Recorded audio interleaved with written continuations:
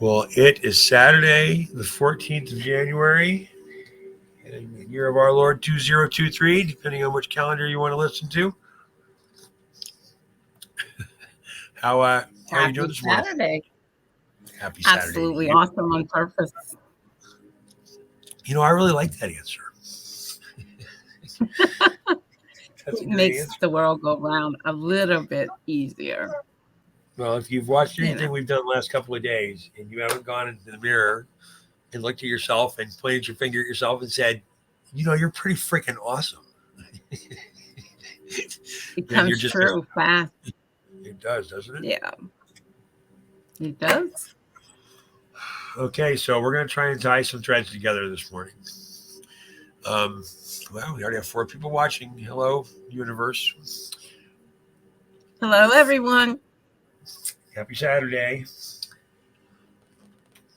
So we're going to bring together some visuals here and got the sound turned down. I've got this moving fast, so we'll just keep pausing.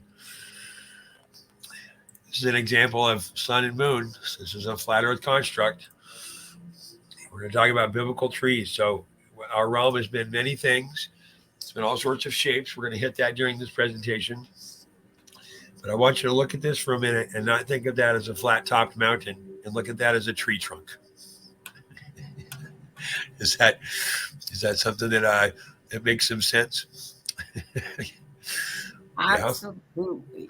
Yeah. Well, this is hold on, let me change my screen function here a little bit.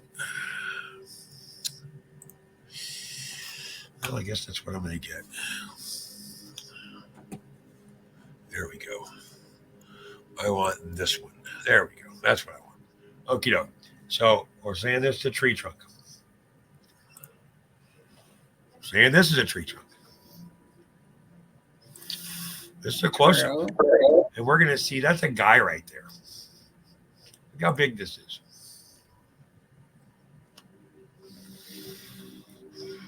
Huge. That's a guy climbing. You were looking at this thing from far off. It looks like a tree trunk. It's hard to see it as a tree trunk here. This is granite. This is the way a beehive is constructed. It's the top of a hive. This is the top of a tree structure. A cut-off tree. This is a core of a tree. You can see all the lines, right? They call these generational lines or weather lines. The rings of the tree itself and the way it's constructed. You see how these grow up. Well, look at the top of this tree stump. Now, this is a tree trunk. That's my hypothesis here. That's my point. It's hard to unsee. Look at the way that this structure is. Well, now look at these. Look at this curvature. It's a natural curvature. That's a guy. This thing is huge. We might talk a little bit about giants before we're done here. So now look at the way that this is tilted. And right here is a tree trunk. Yeah. Right? That's a door jamb back there. It's a piece of a tree. Do you see it? I see it. Okay. That's the base of a tree. I know this looks like a mountain. These are trees as we know them. This is a tree as it was as we were before. Look at the side of this. This is a tree. Looks like got hit by lightning, maybe. This is the base of that huge mountain. Common curvature, common curvature. Common characteristics, common characteristics.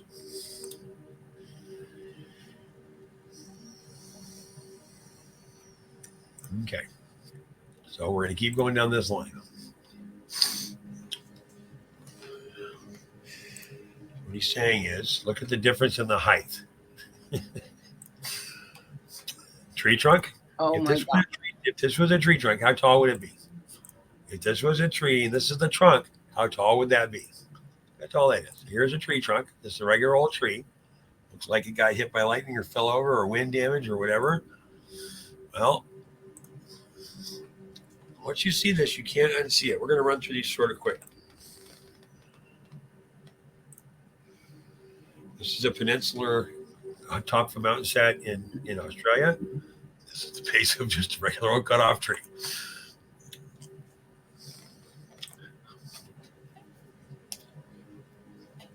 Hard to unsee, isn't it? It very reminds me of Bonanza. They get to the edge and go, "Woo, we can't go over that edge." Look at this one.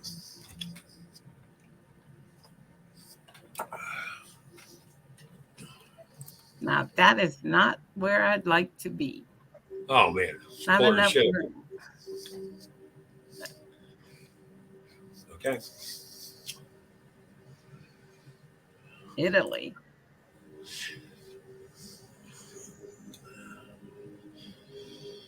Argentina.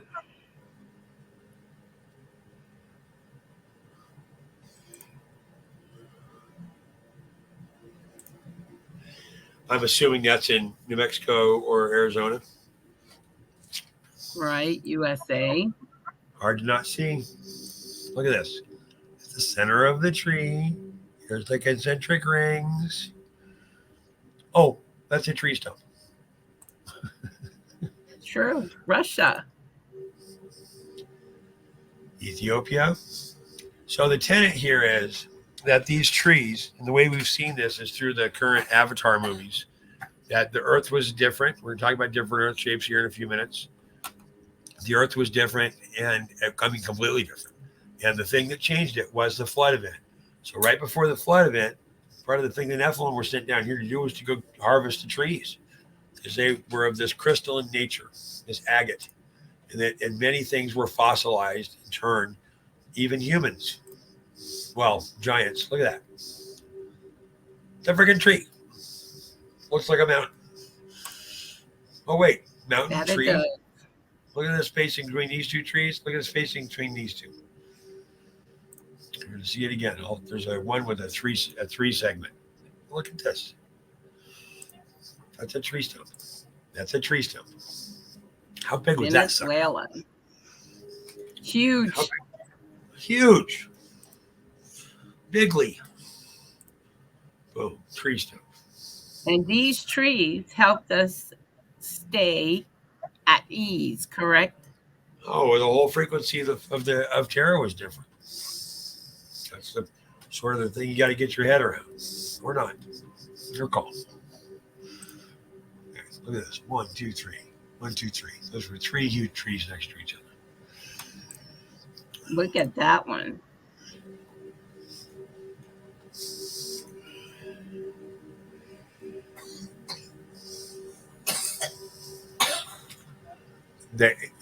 This is a bombed out tree. It looks like a canyon, huge arroyo. It's not. That it does.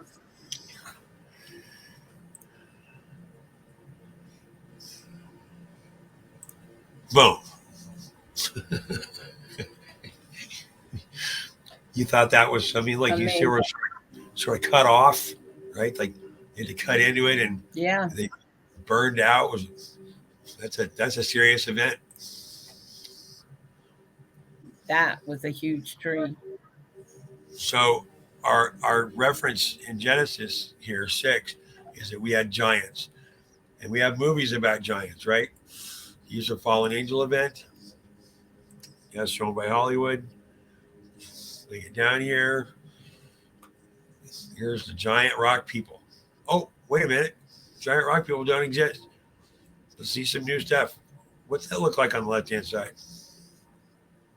That's a man. A huge That's one. a huge one. Think these guys were big enough to cut down these trees? I mean, there's a whole side here. Let me see if I can grab this real quick. Look at that. Tell me it's not a freaking Transformer level giant.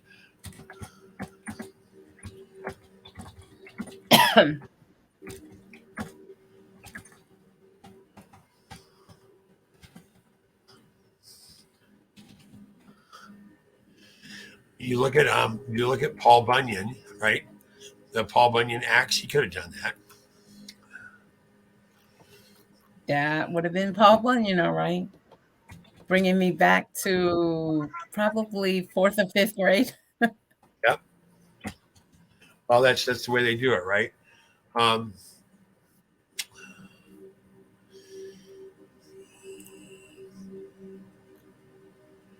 I can't find what I'm looking for here. They've hidden everything in video game double, uh, Oh yeah. where they take the names of everything. And so we're gonna watch a little bit more of this. This is a face. Here's a mouth. Here's a nose. Here's an eye. Here's a chest. So were these the giants? This is a guy. Here's a nose hole. This is a skull. This is like a headdress of some sort. That looks like Africa. Right. Here's a nose. Here's a mouth. How big were these guys? Tell me that doesn't look like a face once you see it. It does.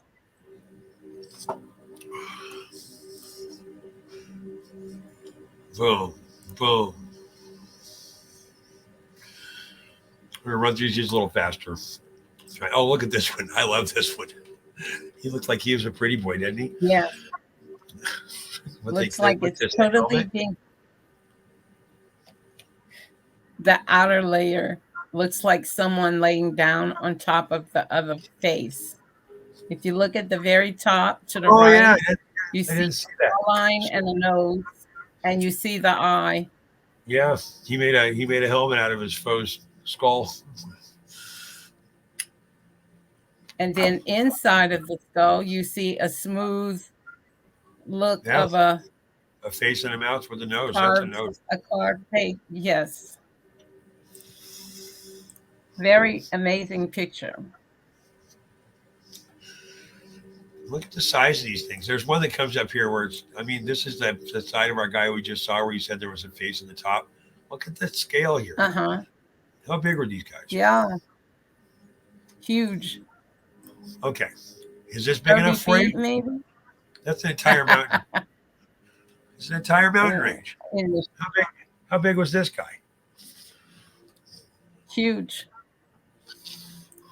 Amazing. Skull, eye, nose, mouth, skull, eyes. Look at that one. Is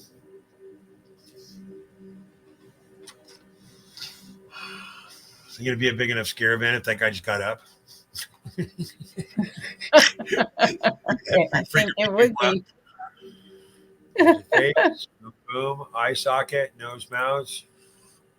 Here's a face, nose, mouth, forehead. Again, forehead, nose, mouth, chest, eye sockets. Yep. That was not quite there. Look at this one. Boom, boom. Eyebrow, nose, mouth, chin.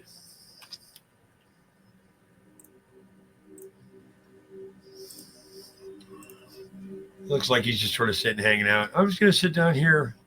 Oops. Turn to I'm stone. going to meditate. Does he Yeah, not look like he's in a meditative state? he really does. He looks like he's looking over, going, "Oh, here it comes. I'm screwed." Look at this. This guy's got a cool beard. I like his beard. Front, eyebrow, That nose, is awesome. down. And it looks like he's blowing in the wind. Yeah, yeah, he does actually. When once you start seeing it, you're like, shit, everywhere. Guy Mm-hmm. laying down. See the guy laying down on his side? Here's his hand. Here's his arm. Here's his shoulder. Here's his head. Here's one eye. Yep. There he is. It's like you're laying Laying down. on his This looks side. like a nice little place to lay down, take a little nappy poo.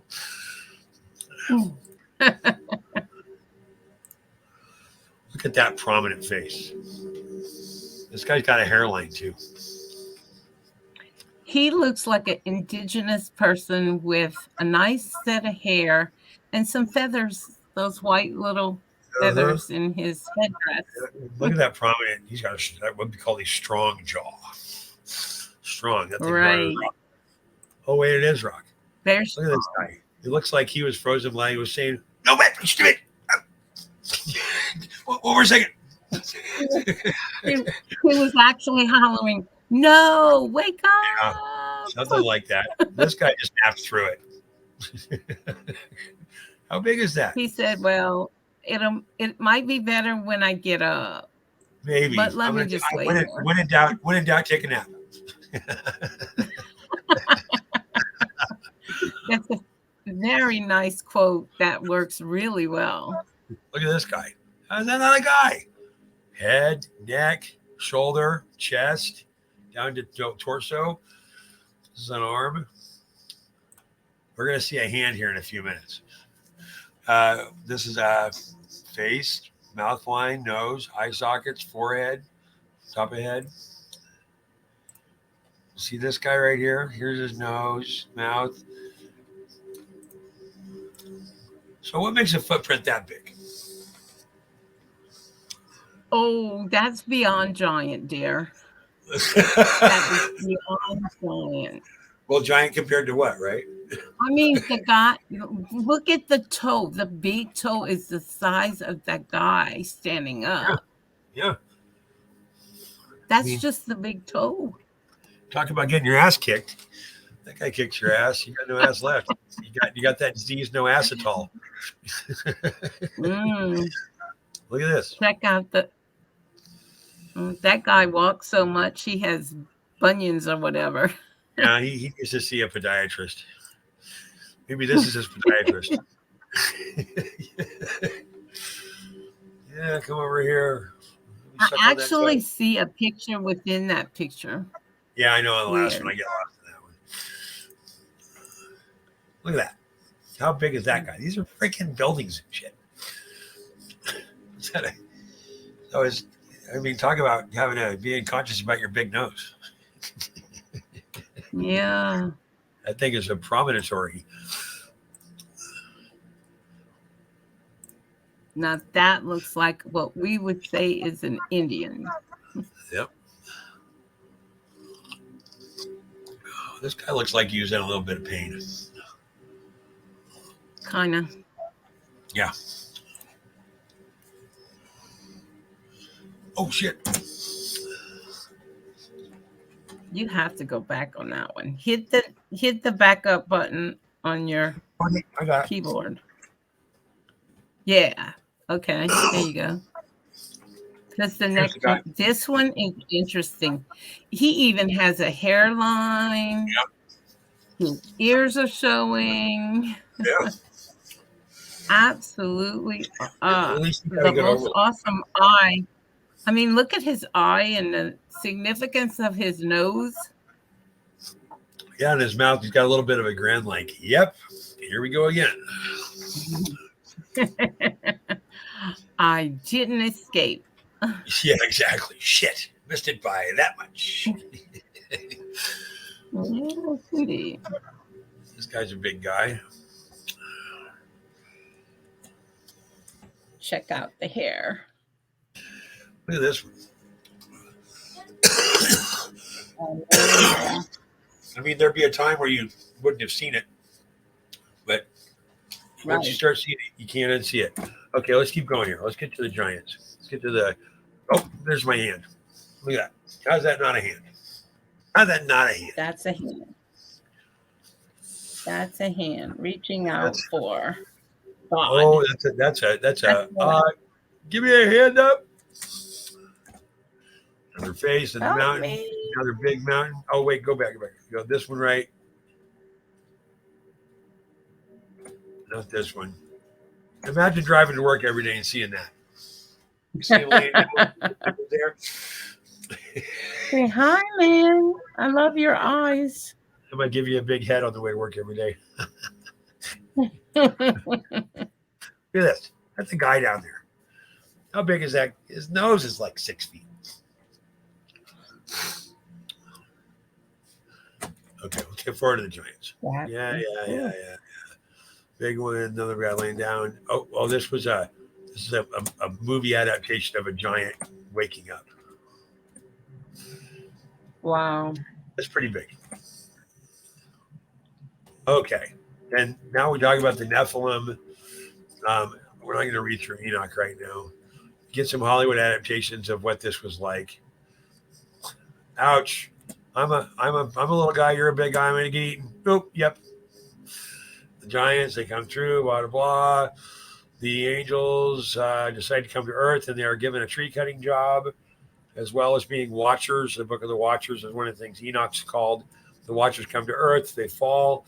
And the scholars of the time have no idea what to do with this. The Nephilim come down. Let's get our angel falling event. He comes right up through here. This woman is saying that even though I don't believe in God, I study this every day. We get pictures of all sorts of literature and say, hey, look, there were giants. Even Genesis, the 66 book Bible, we get 2 lines. So the book of the fallen angel is what they're reading from right now. So dissection of Enoch. So we look at all of these. This is it's interesting. They throw that part in there. So look at these skeletons. That guy's pretty big, isn't he? I think you're so tiny. Look at that skull. These are teeth. That's a skull. That's a jawbone. It's a jaw cleft. Wow. Look at this. Here's a guy working a shovel. That is big. That head's got to be 6 feet. Well, and you thought you were tall. Oh, I am. Not tall. anymore.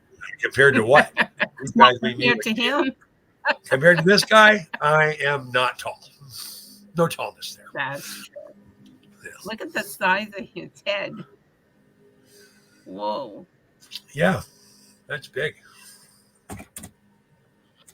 So now we're going to talk. Look, we got a bunch of pictures and stuff.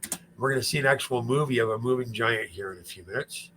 Now, what they're trying to do here is say, oh, these 18-foot tall giants, that's as big as they got. And we're going to explain why genetically this isn't a real giant. It's whatever. They're all over the place. Look at that guy. He's like, yeah, explain this. I found it in my backyard. It's a pretty big skull. He looks like, what the bleep? Finally figured out he's been smoking my weed. He takes big hits. Okay, so this is a huge skull. What else can that be? That's it. A skull. Yep. Here's our little husband and wife couple. Oh my! They party too hard. Apparently, they have an awesome smile. So is this the definition of a dirt nap?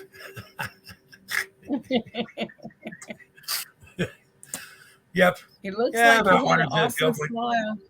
I wandered through the field one day and ran across this.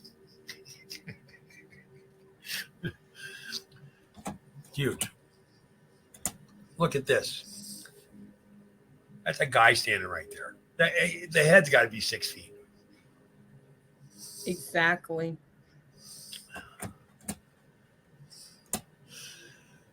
The morticians with their latest catch.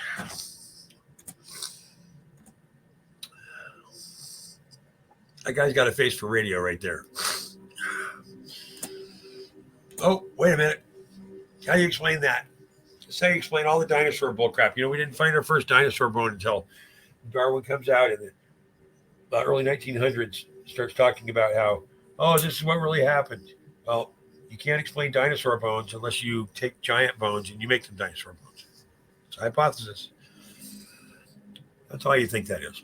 I mean, look, the lower leg, she's probably, 5'4"? So the lower leg below the knee is 5 feet. Exactly.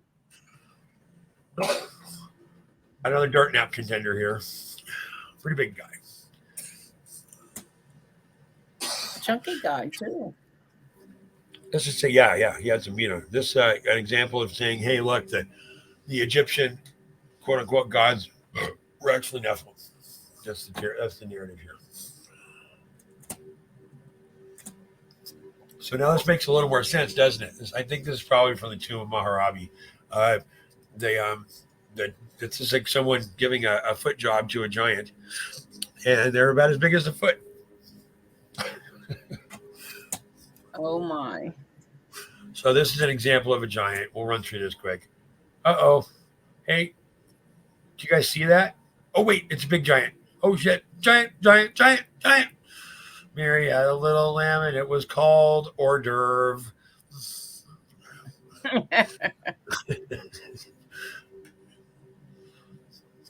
Uh-oh. I'm going to let him get out there. Bam, smash you. Oh, yeah. I'm a big, scary giant with horrible breath. And I'm going to pick you up like a toy doll. You're going to get flicked away. And I'm going to go off and make some man soup. This guy holds his breath greatly. We're back into Enoch, the pocket. Okay, look at this guy. That's one large leg and knee. Yeah, I mean, look at that. That forelegs probably, what's that, 25 feet tall? So now it makes sense. We might have had trees that were that big. Right. Big skull. We run through these. Where's my video?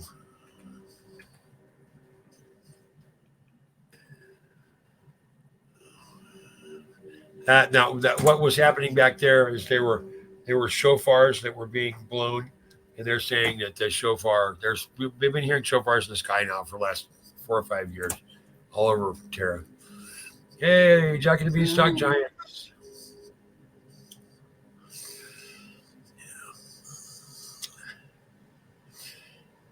Let's go hear some humans. Okay, this is an account of a guy. This happened during so the pretense is that the first Gulf War was really just a large campaign to go find the tomb of Gilgamesh so that they could grab the giant genetics and they could make giants. And that's what was supposed to be the scare event, is they let a bunch of giants out of the dumps to eat all the people, with hopes that God would do the same thing he did last time and douse the earth and all the undergrounders can live. That's the narrative. So that, but it's a guy who was in this squad, and he gives a really cool account of the entire thing. We're not gonna go through that today. Wow. You can find it if you look for it. It's okay. Here it is. Let me slow this down.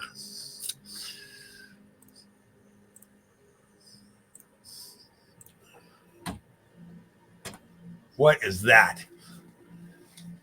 That's a real life freaking. Yep. You know, they say you eat Chinese food and you're hungry an hour later. I think it's guy can eat 3 or 4 people and he's hungry an hour later. This is in Japan. I'm guessing this is like 38. Wow. Meaning less than 100 years ago.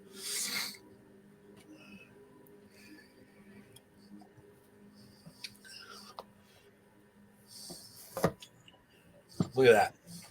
Look at that. So he's probably 14 feet tall. 14 feet. Yep. You sure? Right about there.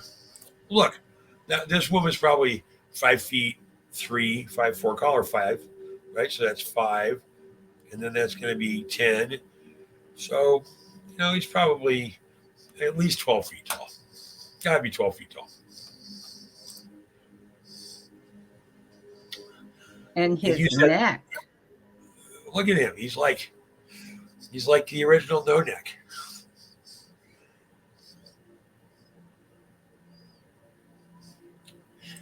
Look at this woman right here.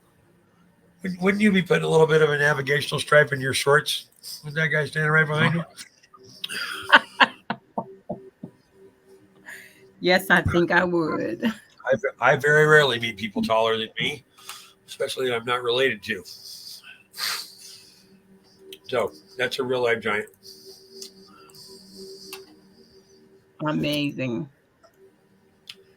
Okay, then he goes all the way back through the trees. Now, there's a part over here where he talks about the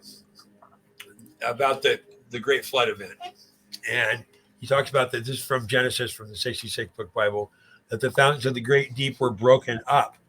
Well, this guy's hypothesis, which this flat out truth guy's pretty good. I followed him for a while.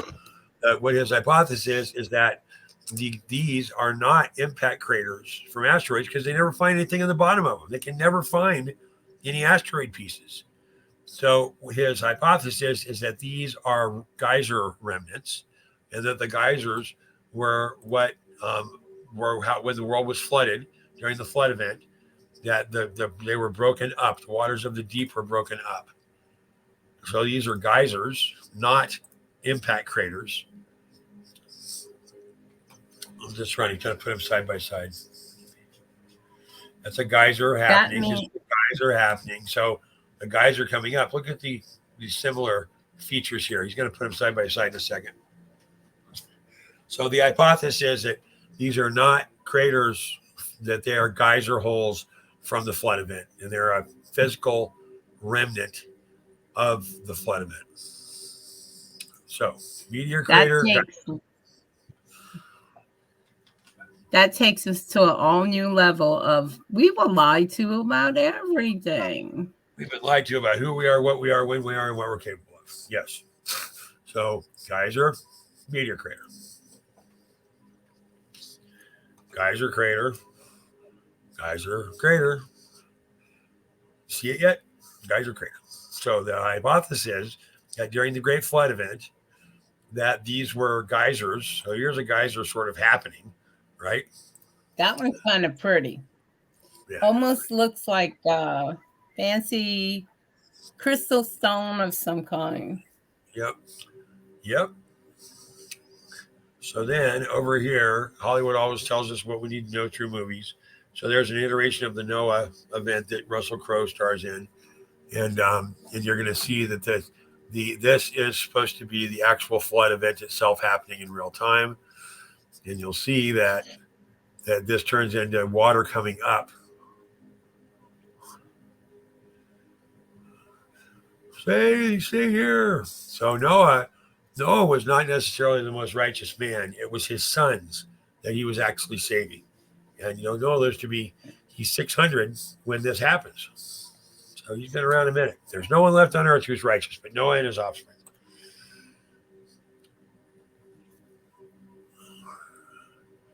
I'm Russell Crowe. You don't know who I am. So now watch this.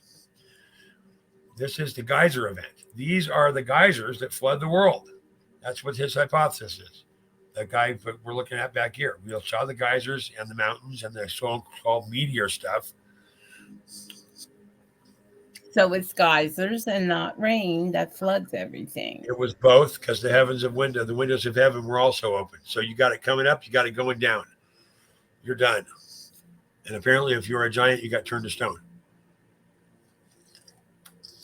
So the Nephilim were sent down to harvest the trees. We saw the trees in the first part of that presentation. So let's go a little deeper. We really start getting into what shape are we, right? What's the actual real construct of us? Where are we? What does our realm exist, and what is it seen as? So let's go over here for a minute first to this. So there's something called the Tree of Ysidrol. And the Tree of Ysidrol looks like here. And the hypothesis is that there are a bunch of realms. This is the gate to Heel or Hell. This is Heel at the bottom. This is Asgard at the top. Midgard is in the middle, and we are in Midgard, according to this narrative. Now, this also goes along with the fact that there's another, and this is not the Norse set, but that there are great elephants holding a disc that's all in the back of a flying turtle, and we're flying through space. This is the flying turtle. Good looking turtle. This is stupid. This is okay. Here we are. This is our representation of what the Norse representation, West Aria, Sudra, south. So we've got Asgard at the top. We've got, which is the realm of the sky gods. Then we've got Loiselheim, which is the realm of the light elves and the air spirits. So this would be the ethereal realm, right? Ethereal realm is right above Midgard. And then we've got Muspelheim and Vanaheim, the realm of land and sea and water, and then the realm of fire and heat. So these represent the components of the 5 components that we're supposed to be dealing with that are common to all different cultures. Jotunheim and Nephilim. Nephilim is pretty much deserted. Jotunheim is where everybody went. And you've got Svartalheim, and which is the opposite of Losselheim across Midgard. And then, of course, you've got Heel, which is the underworld. And this is supposed to be the tree of us. There's a couple of different representations of this. Here's another one. this path is always the same. This is the cycle that we're supposed to be going through. The Bifrost, the Vanaheim is here. Bifrost is the thing that gets us from realm to realm, just like in the movies. Now we get into Ice Wall and where we're supposed to be. This is our current representation. We always get this hole in the middle here. We don't see much. Just cover it with white. We've talked about how the way out is the way down, and there's a picture here that is no, don't do that. There is a picture here that is in here, and it is right here. So this is a picture from 1968. It's taken by the SS7 satellite. And I'll tell you that thing in the middle that's where the camera is oculated. So I'm going to take a camera. I'm going to go through all the expense of getting that camera up. And I'm going to put a camera up that doesn't take a complete picture. Does that make sense?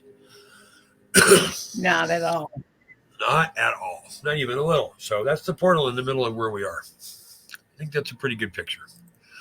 We got another example of the turtle in the world model. This is supposed to be waters and firmament. So if you look, we have our columns of mountains, floodgates, and those were open during the flood event. And we are actually surrounded by water. But the only way to get out is down. And that's part of our construct of life and death and time. Everything that's hanging in the heavens is actually obfuscated light or tagged to the inside of the realm, or I don't know. We haven't figured that out yet. Maybe NASA, the money laundering operation, can fix it for us. So this, oh look, they just so conveniently put a hole right in the middle. Because there actually is a hole there. People say, oh, they make it that, whatever.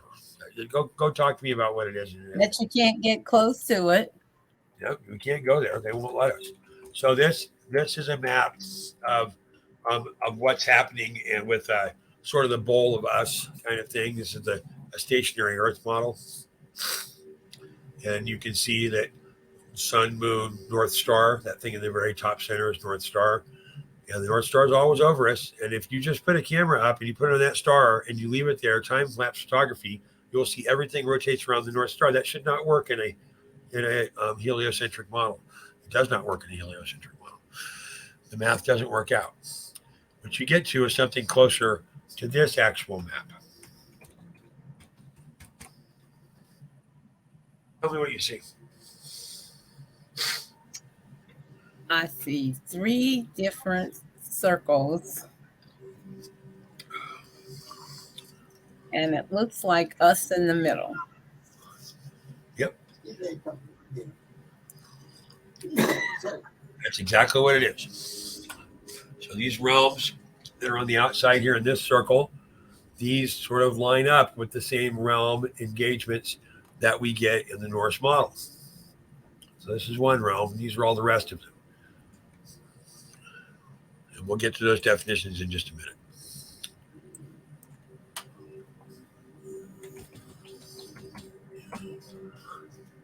So this is our standard map of the world. And this has a time degree engagement on it. Once again, there's a hole right in the middle. Oh, that's where the spinny thing goes. Well, yeah, that's where the spinny thing goes. It's convenient. There's a hole there. Here's another example of our realms, right? We're up here in the middle. 1, 2, 3, 4, 5, 6, 7, 8. Oh, darn you.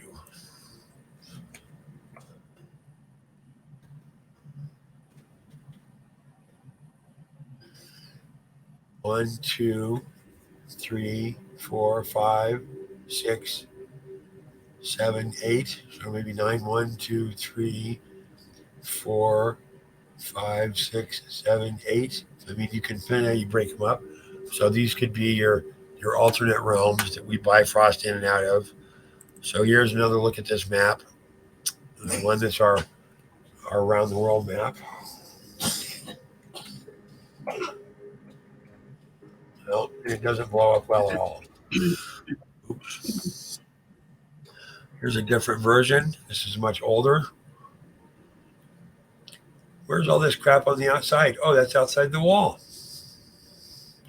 This is Wow. supposed to be a meridian line. So what is all this out here? Looks like land and water or Sure ice. does. These are going to be different legends that walk up in these pieces. You can see we've got a center down here. So look, where it says, hey, look, there's ships out here. There's people going all over the place. Really? Where'd all that stuff go? When do we get to see that anymore? Darn it. Here we are again. So sun and moon orbit. So those in the know keep all of this information to themselves You and got it. kind of spread it through movies. They spread it through the movies as fiction. Yep. They show it to us. They don't show it to us. So here's a better description of my realms: Asgard, Aflam, Vanaheim, Midgard, Muspelheim, Niflheim, Jotunheim, Heel, Nidavellir, or Svatven, or whatever that word is. So if we go down through Midgard, here's where we are. Affelheim, a heavenly city of the elves. The kingdom of Affelheim is located in the heavens, not far from Asgard. It was home to the light elves of Snorri. It was governed by a friar, a Vanir deity who was one of the hostages handed over from Vanaheim to Asgard as part of the peace agreement. The elves are fairies known to inspire art, music, and innovation. There's a narrative that says that Hollywood is full of trapped elves, and that's where all the good stuff comes from. There's one of those guys that's supposed to write all the Beatles songs. The Vanaheim, the other gods, the Vanir family of Nordic gods studied with fertility and magic. So Vanaheim is where everyone sort of escapes to there. Midgard is the human realm. After Odin, Gilly, and Dee murder Ymir and create the earth, they go for a stroll along the seashore and discover two trees, an ash and an elm. So they form humanity from the ash tree and the man from the ash tree and the woman from the elm. On the other hand, the gods know these creatures are defenseless, so they create Midgard to defend them. So this is the trap that we're in. Midgard was created to protect us, not to enslave us. First, they created the deep seas to dissuade the giants from bothering humans, which apparently didn't work very well because we found a lot of giant carcasses, right? So Right. Muspelheim is the primordial fire, and Niflheim is the primordial ice. So fire and ice. And of course, Jotunheim, you've got the land of the giants. So they made the giants and the frost giants. So both near Asgard and Midgard, many considered Jotunheim a chaotic pre-civilization zone outside the disciplines where magic and wild nature prevailed. Loki, the god of mischief, was Jotunheim native who spent his time in Asgard. Jotunheim is a dangerous location, but there are stories about gods from Asgard traveling to it on purpose. You've got Heel, which is the world of darkness and gloom, aka Hell, and then the realm of the dwarves. So there's a bunch of cultural parallels that get put through here. The nine worlds is the Ysidral nine realm concept, and the nine realm concept um, fits into a lot of what our flat Earth sets are. That here, I mean, you've got another kind of representation here where you can see all the related realms that are supposedly outside. And there's another set of ice rings. It doesn't look like there's a ring that go on the inside of that. They're missing a realm set here in this interpretation. Right. And I had some, where did my other stuff go? We did that. I think that's all I got. I Awesome. lost all my tabs at some point, and or I something stuff closed on me. So this is where, if we look at the model itself, the spinning Earth, we're supposed to be traveling through space at some huge number that's got a bunch of sixes in it, and we're supposed to be rotating. It's about gravitational and spin, and really the irony is that the difference between moving through portals, etc., is that you have to change your frequency and it's your angular spin rate. So the angle and spin of all of your cells is what allows you to be able to go realm hopping. Something like the Bifrost allows this to happen, but that's only because the Asgardians are of such a cellular structure that they can harmonize themselves into dissipation and reanimation on the other side of the portal, and then have to adhere with the constraints of that portal. So, Absolutely amazing. or so they say.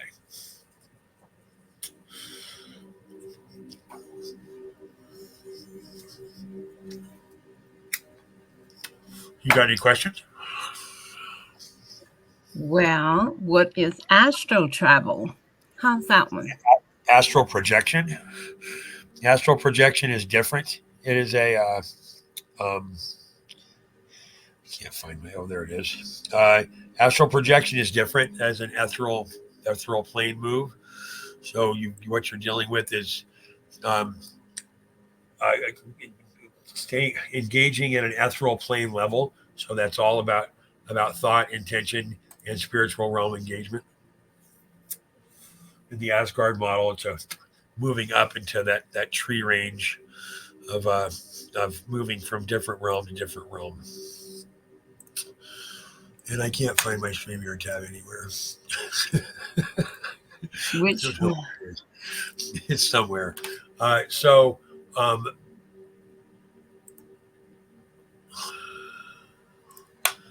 don't know where it went. So yeah, we're in a this picture is the one that really gets me. It's this is from November 23rd, 1968. There's clearly a problem with this picture. definitely.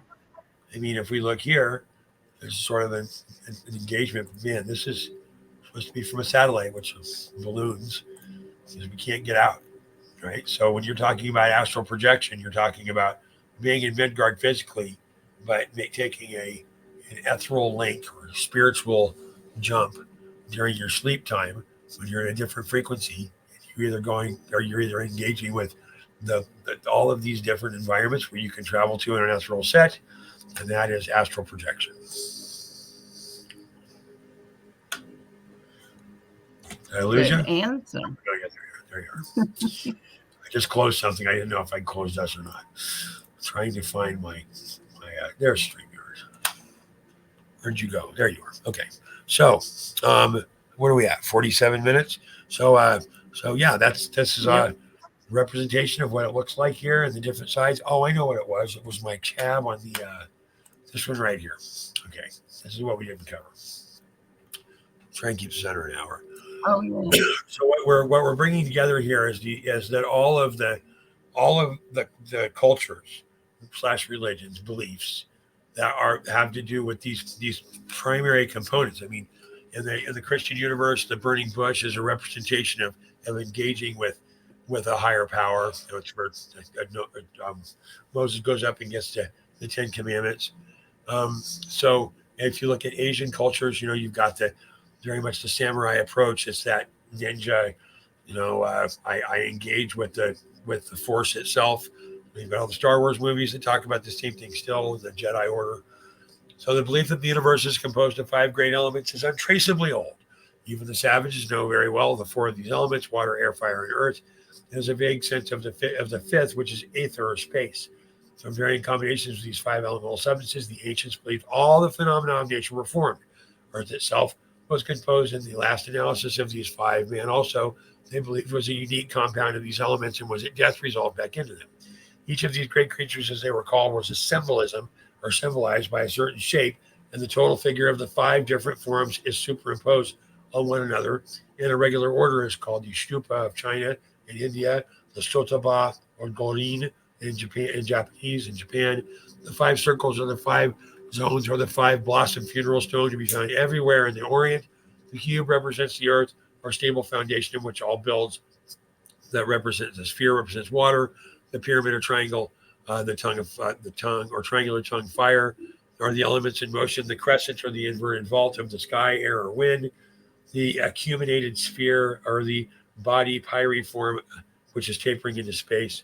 Of course, old philosophers assigned particular or grades to these 5 elements. Plato gave the first place to fire, the second to ether, the third the air, then followed water, air, and lastly earth. But Aristotle placed ether first, which is impossible. It is being a kind of 5th body, and after he placed those elements that are passable in the order of fire, air, water, and earth, he sat down with a pencil and paper, as the first mathematicians did, and on the seashore, with a shell, you're going to draw simple or complex geometrical figures that are all over the universe. So these are the figures that they talk about. These are all geometrically and mathematically sound. They all are Fibonacci enabled in the way that they come true. So the hypothesis here is that the Earth has been many, many shapes, and that this is the Earth, the shape of Earth right now. It's this Fibonacci curve. It's this swirl. It comes up in everything from seashells and or whatever it may be. These pieces we've seen stones that have different electromagnetic properties that have the same curve in the top, and this is also a common curve that you see in the top of all the Tartarian window stuff. So the what statement he's making here is that the Earth has been many, many different shapes, and it's been a square, it's been a circle, it's been a single-sided, ellipse, it's been all sorts of stuff. That's the entire set. So if you look at the flower of life or sacred geometry, what you see is an engagement with that. There's interchanging circles. You can say this is 1, 2, 3, 4, 5, 6, with the seventh being in the middle. That lines very much up with the Asgardian model of realms and places, with Earth being, or Midgard being, in the middle. It's an interesting concept, right? Who knows? We just find this all over the place. This is the flower of life. This is on King David's shield as an adult. This is supposed to be the absolute beginning of everything, that all problems are solvable through this structure. Or not. It's beautiful. Yeah. And it looks like a quilt pattern. Yeah, it is. Pretty. Everything in your life looks like a quilt pattern. True. You could say it's a blanket answer. It could be. Dad, the image was in their face, so they used it. What can I say? Quilting is an old talent.